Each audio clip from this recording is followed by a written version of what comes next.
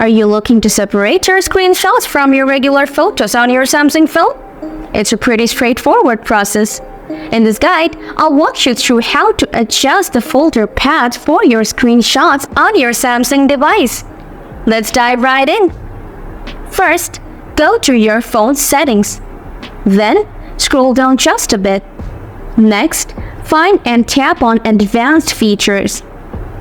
After that, scroll down some more. Look for the Screenshots and Screen Recordings option. Tap on it once you locate it. In the options that appear, select Save Screenshot in. Tap on it. Next, to create a new folder, tap the plus icon in the top right corner. Name the folder Screenshots or choose a name you prefer. After naming the folder, tap on Create. Finally, tap on Done at the bottom of the screen. I hope this guide helps you organize your photos and screenshots better.